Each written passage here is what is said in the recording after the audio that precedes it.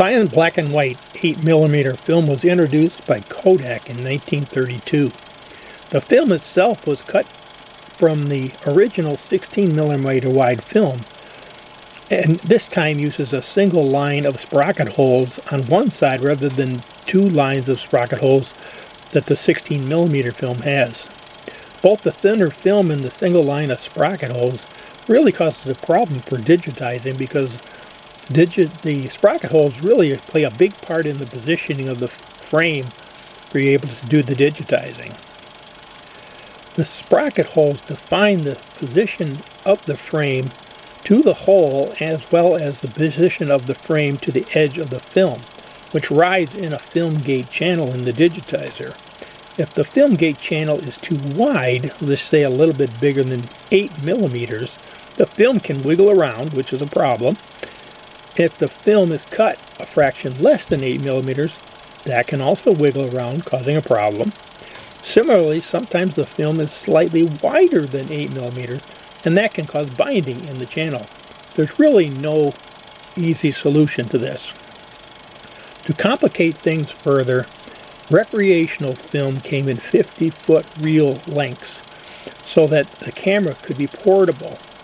You see these as your typical 3-inch reels, requiring splices to be made if you want to make a larger reel, like 200 or 400 feet, to put into your projector for later on showing to the family.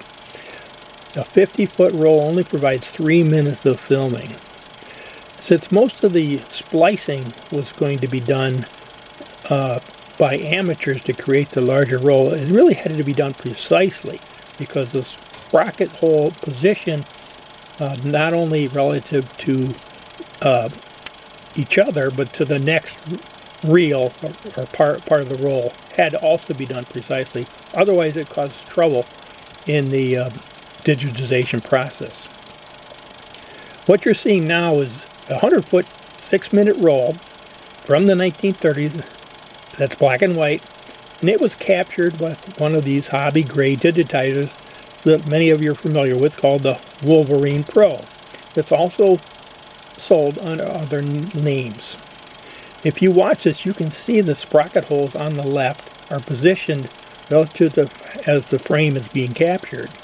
You can see how even that little sprocket hole drips around a little bit, as well as the line between the frames drips around a little bit. Since a wide range of movie cameras were made, this introduces a lot of variables into the situation. As you can see, there's skipping going on due to a variety of reasons. The sprocket pin in the digitizer is in a fixed position and simply plods along, hoping the sprocket holes from the film are in the right place, precisely and equally spaced, and not damaged. A slight pressure on the take-up reel helps the film continue along rather than be stopped when there is a sprocket hole misalignment. This video shows some evidence of this skipping. This video I really just put together to show how much drift there is in the sprocket holes, the frame positioning, the film positioning in the channel, to be able to try to understand some of the aspects related to the digitization process. I'm going to do my best when I do my future digitization, and maybe there can be some improvements I can make to the digitizer that I'm using. With that, I'll let you watch the rest of the movie, and let me know if you have any questions.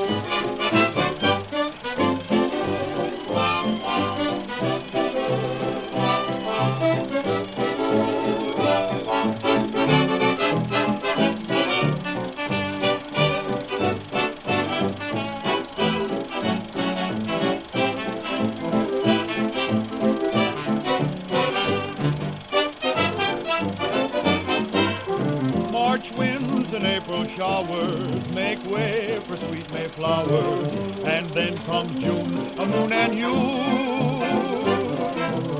March winds winds and April showers, romance will soon be ours, an outdoor paradise for two.